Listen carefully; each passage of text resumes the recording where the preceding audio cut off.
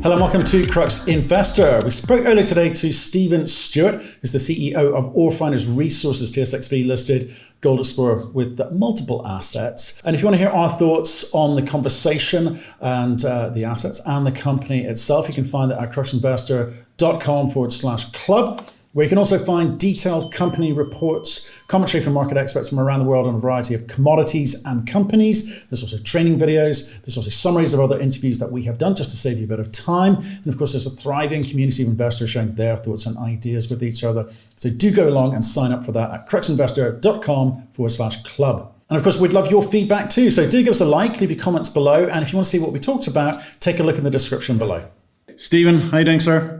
Doing well, Matt, and yourself? Not too bad, not too bad. I mean, we saw you recently, but under a different guise. You're here to talk about Ore Finders today. Is that right?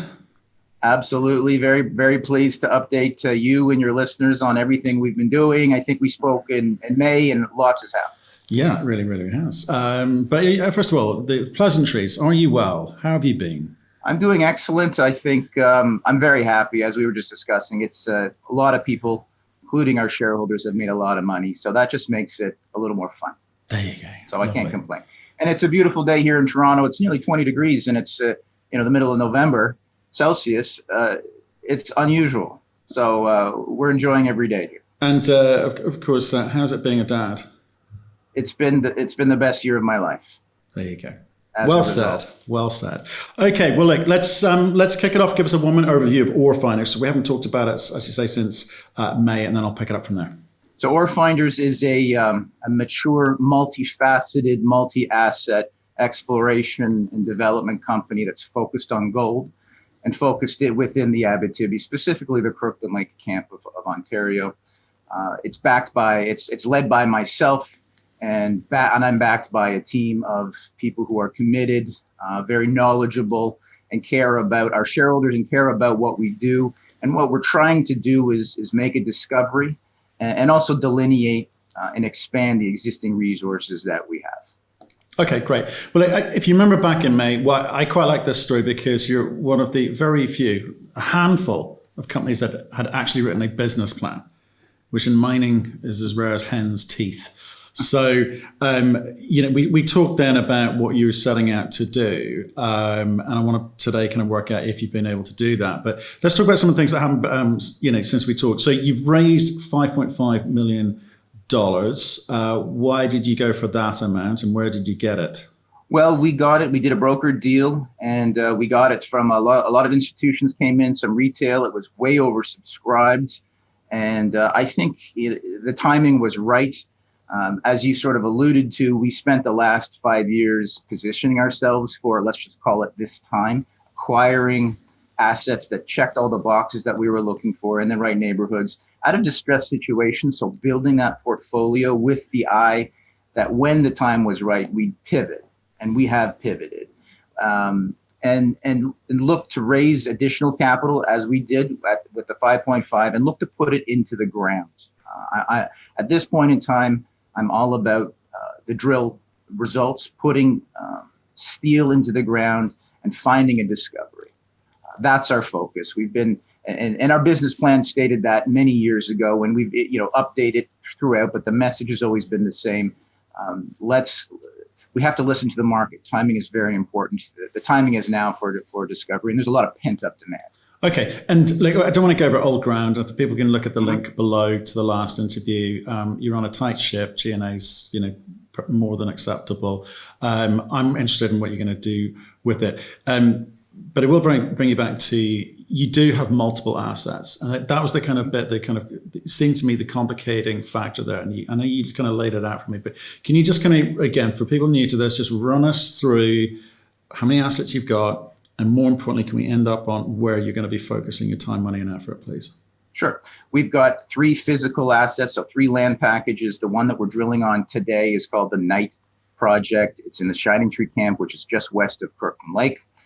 We've got the Murado Project, which was our original asset in Ore Finders. It's got about a 500,000 ounce resource. It's in the Kirkland Lake camp proper. It's just south of Macassa. We've got the McGarry mine, which we acquired for about $1 million a couple of years ago. It's right beside, it's in the KL camp. It's right beside, adjacent to the Kerr Addison, which was a world-class mine in its day. We've got 3 equity positions. We own 18% of Mustango River Resources. We own about 9% of QC Copper and Gold. And we own about 26% of a company called American Eagle Gold, which is private. And we're going to spin it off and dividend out a significant portion of those shares out directly to Orefinder shareholders. And then last, of course, we can't forget about our cash as our last asset. We've got round figures, $6.5 million in our bank account today, in addition to obviously the working capital that comes from those equities. Okay, but you're not a portfolio company. I appreciate that you hold positions in Mustango and American Eagle Gold, etc., but you're not about that. What are you going to be focusing? What I'm mentioning, like $6.5 million bucks. It's nice. You can do a lot with that, but at the same time, it's not a lot of money. So how are you portioning that in terms of where it gets spent? I get the in the ground bit, but which assets? So right now we're drilling on our Knight project.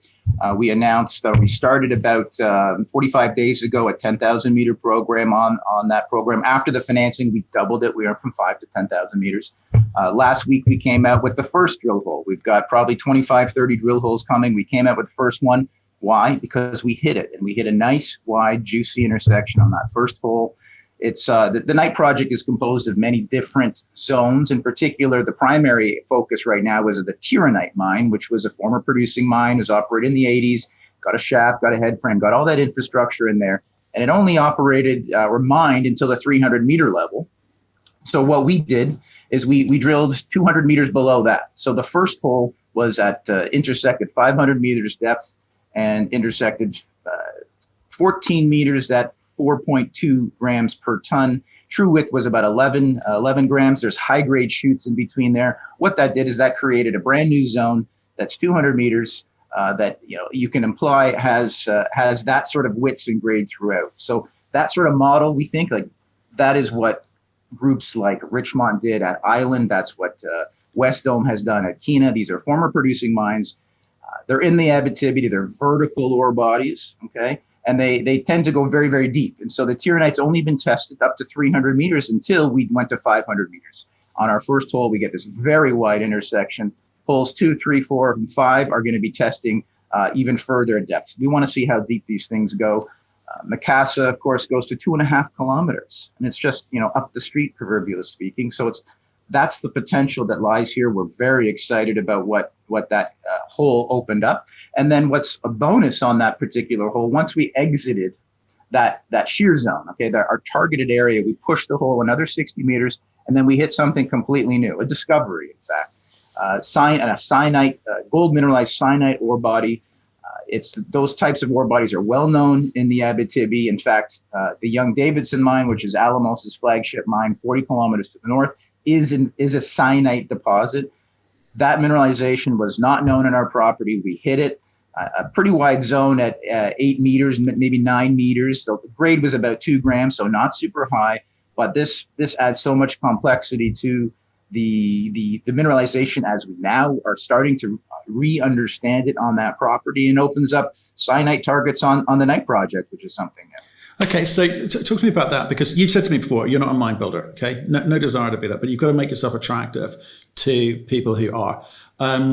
So you're not concerned at all by 500, 600 meter depths in terms of, because I noticed like one result here was between 650 and 630 meters. That's normal for that region. People shouldn't be put off by that. And are those grades normal for that region?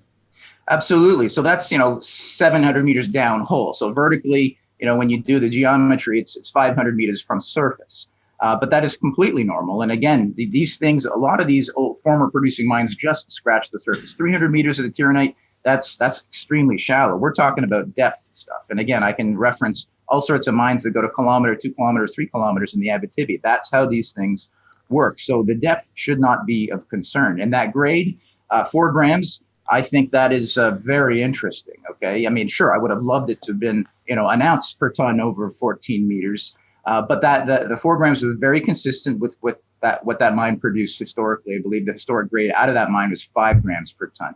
If you want to go for another reference, let's talk about the Young-Davidson, 40 kilometers to the north. That's that cyanite deposit. What are their average grades? 2.5.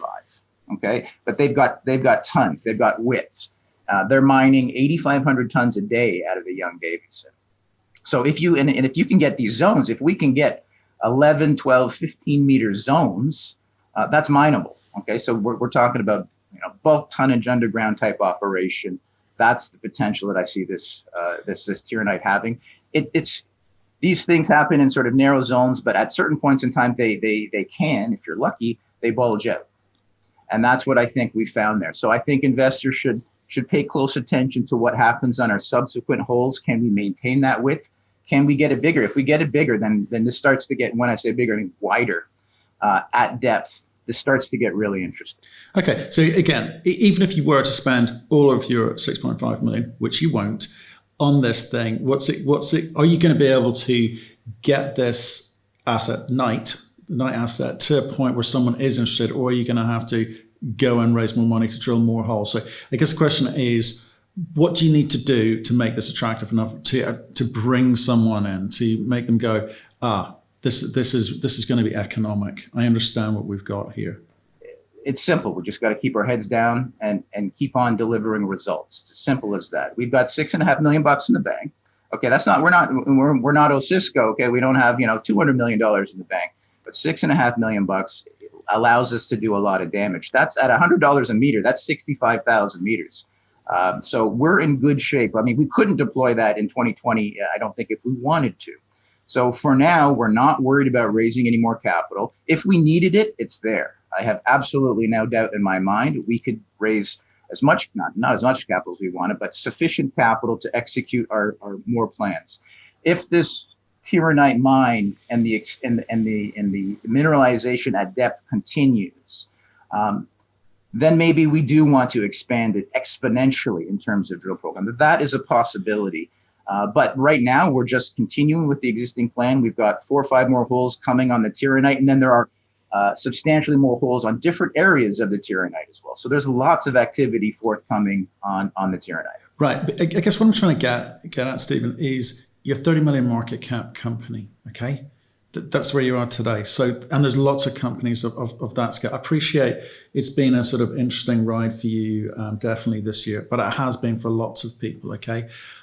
What are the constraints as a 30 million market cap company with $6 million to spend, and what are the goals? Because you've got multiple assets here. In fact, maybe we should talk about some of them, in terms of what else you're doing on this, because you may be monetizing or creating value elsewhere, which will allow you to focus on Knight.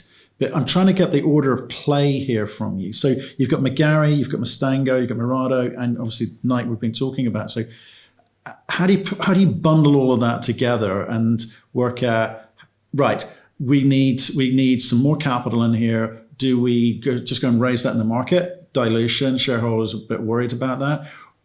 Can we drill and create value, in which case you can raise cheaper money down the line? Or do you get rid of one or more of the other assets? What's going on in your head?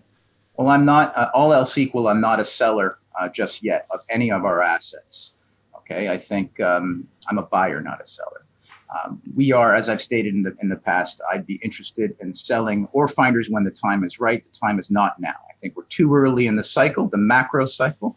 I do think M&A is coming quite aggressively down the road. It's inevitable. And I do think we're early in what we set out to do in developing our projects. Now, to answer your question, how are we going to do it? It's the answer is a systematic approach. First things first is the Knight project. We're going to be drilling there well into Q1. Thereafter that, probably towards the end of this year, we'll have an announcement on our McGarry project. And we are going to be drilling, we're probably going to have a 10,000 meter drill program on that project. At that point in time, probably towards January, February, we will have had the time to digest and understand better the results we've received on Knight. And then we can make intelligent decisions at that point in time. But for now, we're staying the course with Knight. We know exactly what we want to do on McGarry, but we don't want to overload ourselves with drill programs. We want to do it one at a time. And we don't want to get ahead of ourselves. This is a marathon. It's not a sprint. And so and we've got more targets than we can realistically drill right now. So it's really just doing it, triaging it. So we thought the Knight offered us the best bang for our buck, the best ROI for our shareholders. Focus our attention there, get the meters out of the ground, model it, understand it, and then make intelligent decisions based on the information available. Your shares, so share price, roughly where it was when we spoke.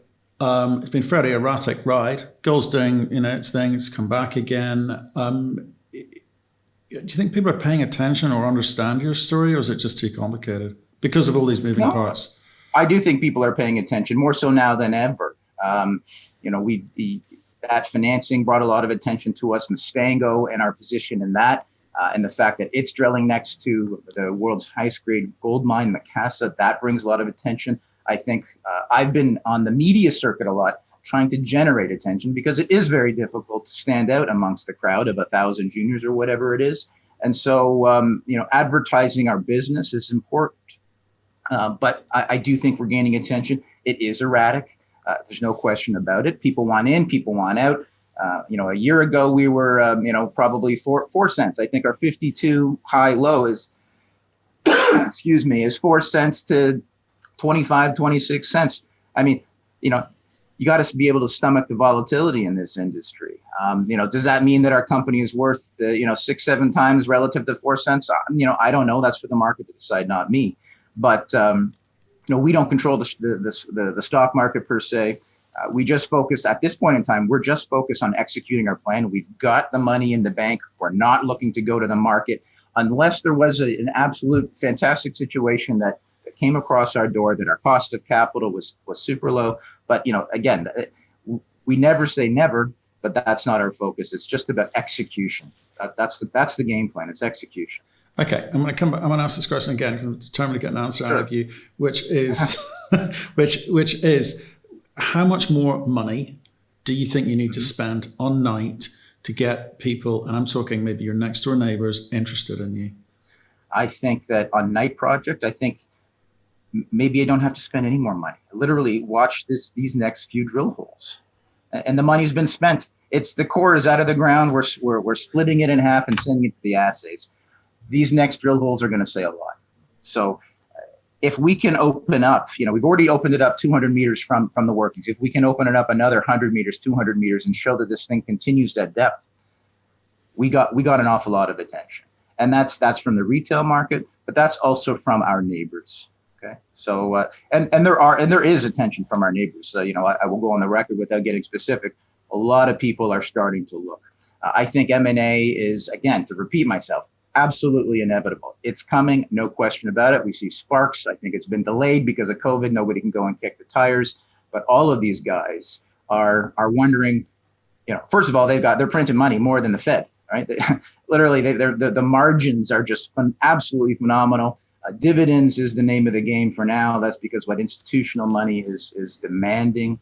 But inevitably, they are going to be forced to look at their growth profiles over the next 3 to 5 years, and they've been depleting their resources. And I think when they do look to replenish the reserves, they're coming back to the Abitibi. Look at Yamana. Yamana just acquired Monarch.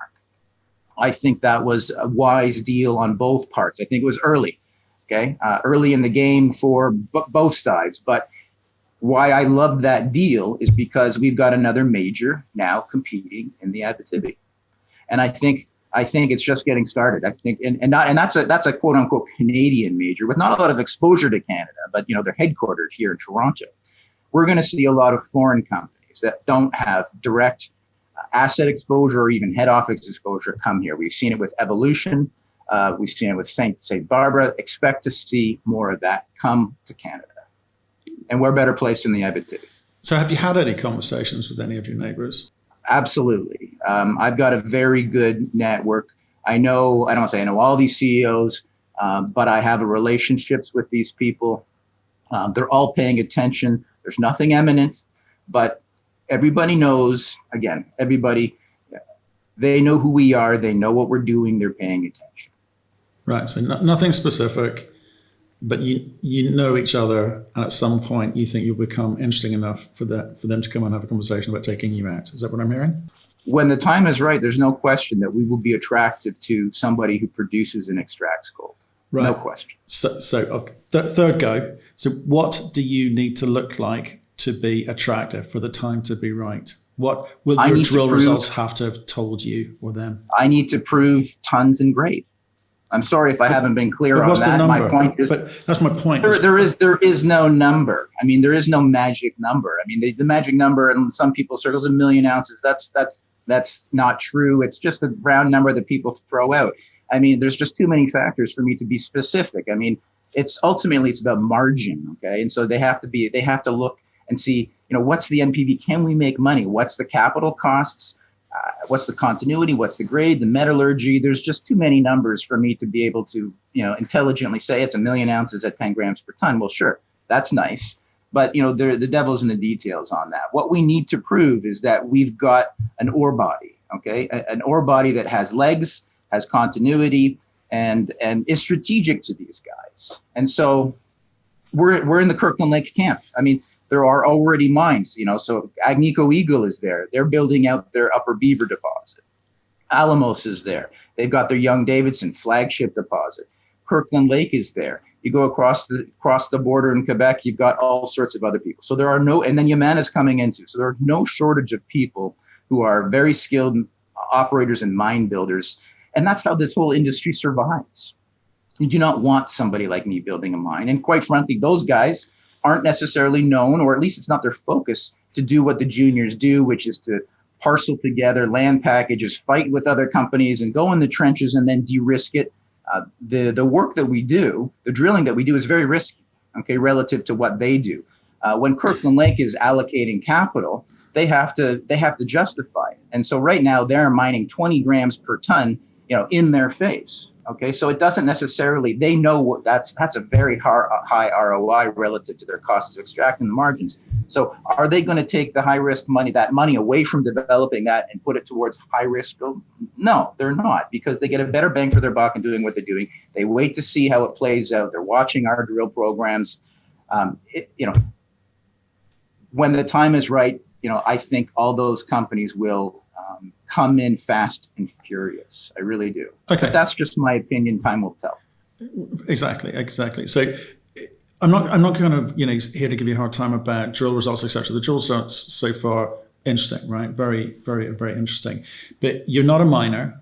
Are you a developer? Because I guess the question I'm trying to ask, and these guys have been asking, is like, given that you're going to check out at some time, the point is, are you checking out as an explorer and say, hey, since we hit 60 million market cap, that's a good day at the office for us? Because that's my thing. 60 million is not sexy to me. I mean, we're not in this to double our money. I mean, we start getting interested at 10 times our money. Which is? Okay? To put things in, well, what's our market cap? At a zero. 30 million today. I mean, that's when, well, I think we're actually 40 million, but so add a zero on there. That's when we start to get interesting. That's when we start to get interesting, is when we start to make 10 times our money for our shareholders.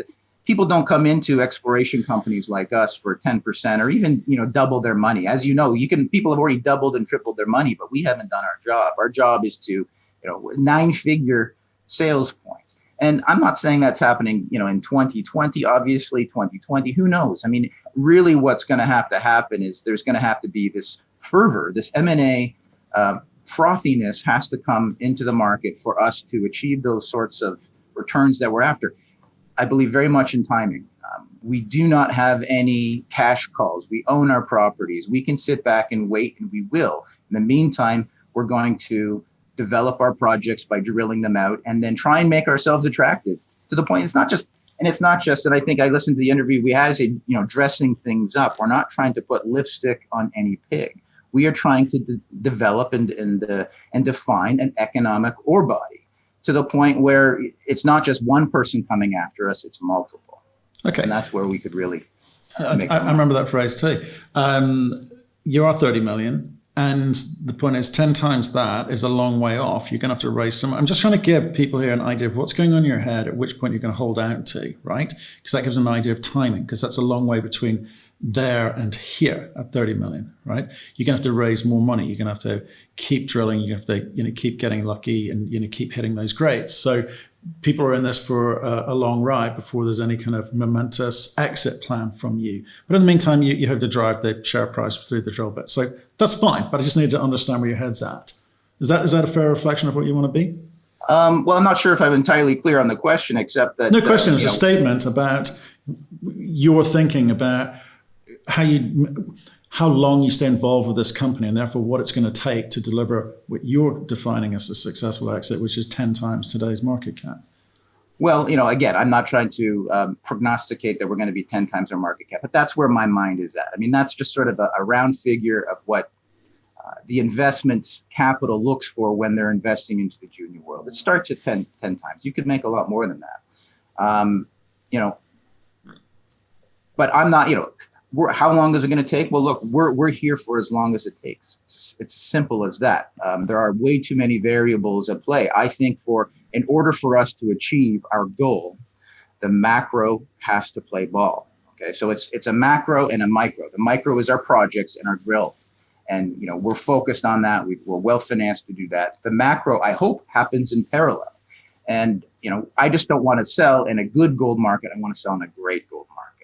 So that is our objective, and we're fortunate because we have the capital that buys us time, and time is our friend in this for the macro to come along, which I'm absolutely convinced it's coming, but I can't tell you when. Okay, I know you work across a number of companies who are kind of interlinked. I'm talking, Mustango, obviously, whatever you've got 18% of that, 38 million market cap today. Can you just tell me about what they're doing? Just a little update, if you don't mind, on what they're doing, given that you hold such a meaningful position there. So Mustango, which we, as you said, we own 18%, just began about a week ago its drill program on its Kirkland West project. That's the project which is located immediately adjacent to Kirkland Lake Gold Macassa.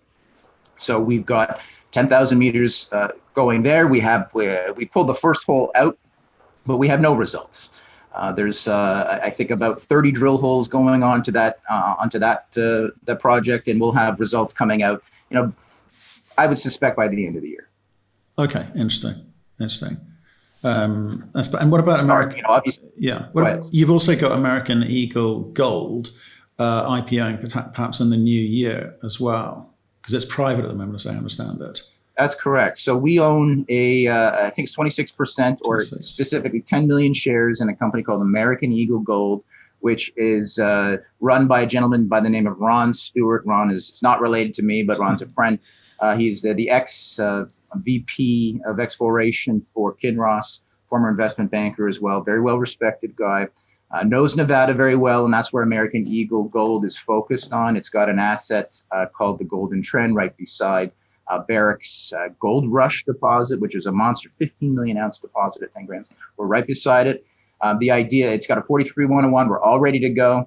The process is we're doing a plan of arrangement, which is the exact same model structure that we use with QC. So Orefinder shareholders will be familiar with it. We get our listing, our distribution by dividending those shares out directly to Orefinder shareholders. So they get a dividend. And in parallel with that, we become listed on the Toronto Venture Exchange, and we complete a financing. We're looking to raise about $3 million for that company. The capital is available to us. All that comes together. That dovetails at the same time. As I said, January, maybe latest February 2021. That will all come together, and then Ron goes off and invests in Nevada. Fantastic. Okay, quite a few things happening for you by the end of Q1. Interesting time for Orefinders shareholders. It's been a busy 2020. It's really been all out across the portfolio. Orefinders has exposure to obviously all three of these assets, these physical land package, and that's our bread and butter is the drill program. It's really, that's where we can make 10 times, 100 times our money if we get that game-changing drill hole. I mean, that's why we're in this business. It's a lottery ticket. It has to be commensurate with the risk we take. But Orefinders has a very unique recipe in that it's really diversified itself by having this portfolio of equities, which can balance the risk, cover our downside to a degree, do a degree by having exposure in all these equities. So you never know where you're going to hit it in this business, and sometimes you got to expect the unexpected. So that's why I think OrFinders is a really good investment proposition. It's a diversified company that actually, but is very focused at the drill bit at the same time. Yeah, brilliant. Stephen, thanks very much for the update. Give us a call when you kind of get a few more drill results in, especially if you keep hitting those numbers. It'll be exciting times for you. Stay in touch. Will do. Thanks, Matt. Cheers.